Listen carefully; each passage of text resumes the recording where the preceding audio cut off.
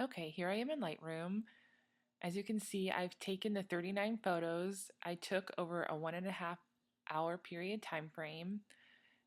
Again, this was 2-minute exposures for each image, and I did whatever tweaks I felt necessary. I just adjusted the white balance a little bit and added some clarity. And I exported all these pictures to a folder on my desktop, and that's where I'm going to pull the pictures from when I pull up the StarTrax software. I did want to mention, you'll see here at 2 minutes, you can see some star trails start to form. If you're wanting just super sharp stars, there's what's called a 500 rule in photography, where you take 500 and divide it by the focal length, and that number would be the number of seconds you have your shutter open for. So I know at 24 millimeters, so 500 divided by 24, it's about 15 seconds. So if you're trying to get really sharp stars, you would typically want to have a high ISO, 1600 or higher typically, a low aperture, so the fastest lens you have, 2.8, 1.4 would be ideal. And then you would set your shutter to whatever number came from your focal length in the 500 rule. But as our cameras are taking pictures of the stars on our outing Thursday night, we'll have an hour and a half to sit and chat about photography so we can talk about that a little bit more. But now what I'm going to do is I'm going to pull up the StarStack software. And again, you can Google free star stacking software, and there's quite a few options out there. This one's very simple to use. They're all actually very simple and very similar. I just chose this one because it's compatible with Mac. So what I'm going to do is pull my images by clicking on this folder into this software. And I do apologize, my system is really slow. I need to reset my RAM or do something about it. But you're going to select the images that you want to stack.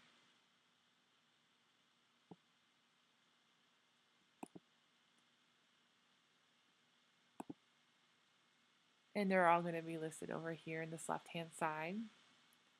Typically defaults to lighten. I'm going to go ahead and change the blending mode here to gap filling. And then this button here just is start processing. And I will let you know that this typically takes about 5 minutes or less. So I would have quite a few more images for it to stack. But as it stacks, you'll see the star trails start to get longer in the image. And as this gray bar goes down, that's the picture that's processing at that time. So what I'm going to do is I'm going to let it run and fast forward probably through most of this so you don't have to sit here and watch it get built. I will mention, I think it's around trail 25 and 29, there was an airplane or something coming down from the sky and across the sky. If you know what image that has that distraction, what you can do is unclick the box and it won't process that. I'm going to leave them all checkmarked now just so you can see what happens. But if I want to remove those images, I'm going to simply watch where this gray bar lands on it. Once it makes that streak across the sky, I'll uncheck it, and then I'll have to start processing again from the beginning.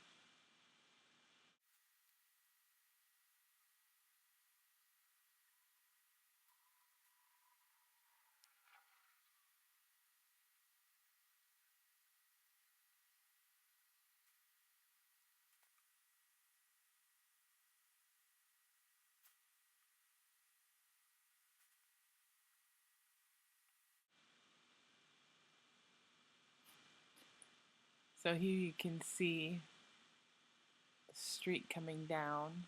I'm not sure what was falling from the sky at that point. So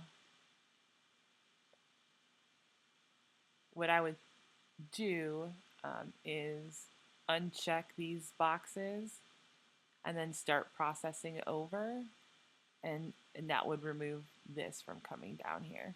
But just in the interest of time, I'm not going to do that right now.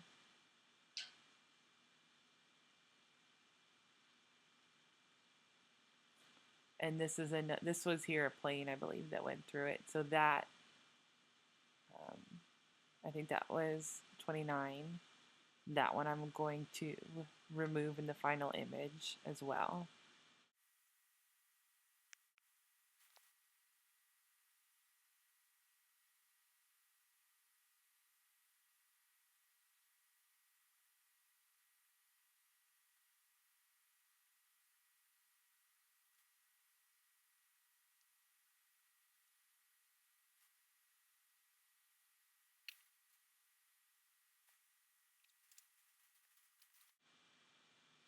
All right, and there you go. So now this is processing. You can go, so when you do the gap filling, it takes you to this gap filling tool where you can increase the threshold, so it will make sure um, all the gaps are filled. That green that you keep seeing is just, it's kind of a mask to show you where it's adding more of this threshold. And you can play with the sliders a little bit more to your liking. I find it's best to go in really close to the stars um, and just see how it affects the gaps and just adjust them to your liking. So I typically just kind of put them both in the center. And again, if you don't want the streak of the planes and whatever's crashing out of the sky in your image, you just uncheck those frames and you process again. And again, this typically goes much faster. It's just that with my Lightroom and my screen capture going on and my computer being slow, it was a little slow. So I hope this helps you understand kind of what we'll be doing on Thursday night during our outing.